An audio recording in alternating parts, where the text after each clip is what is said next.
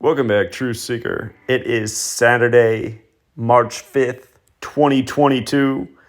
Talked about how it could be King James Day today because in Gematria, King James equals 35, and if the Lakers were to upset the Warriors, they'd stay on 35 losses. And not only did the Lakers win, LeBron scored 56 points. And if you add Bible to the end, King James Bible, it also equals 56. And in this game, the Lakers got their 19th home win of the season. Remember, it's LeBron's 19th season. If you check the box score, he made 19 shots tonight. And this season began early on October 19th. And the real King James birthday, it's June 19th. And one of the other interesting things that's biblical going with that King James Bible theme is today was Vogel, the coach of the Lakers, 258th day of his age, and the Lakers got their 258th win versus the Warriors in the regular season. And they did it on LeBron's 66th day of his age, and that's interesting because when you write out number of the beast, it equals 258. It also equals 66. And again, that's a biblical thing from the 66th book of the King James Bible. Lakers and LeBron also equal 66, and LeBron James equals 66 when you use the numerology.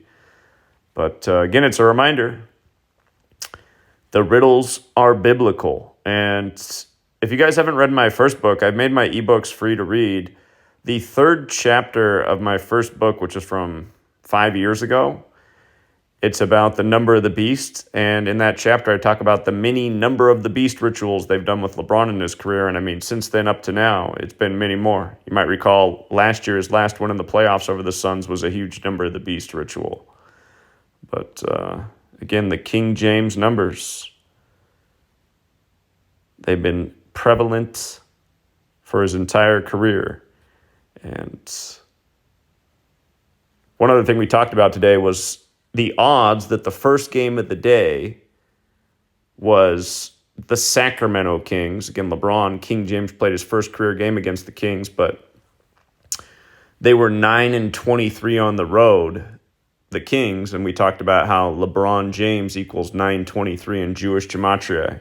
For veterans, you remember the year of the Philadelphia train wreck that supposedly happened at 9:23 p.m. that was synced up with the release of LeBron's film, Trainwreck. Anyway, same patterns, talking about the same stuff all these years, and congrats to the people who catch on because the majority of humanity can't. Until next time.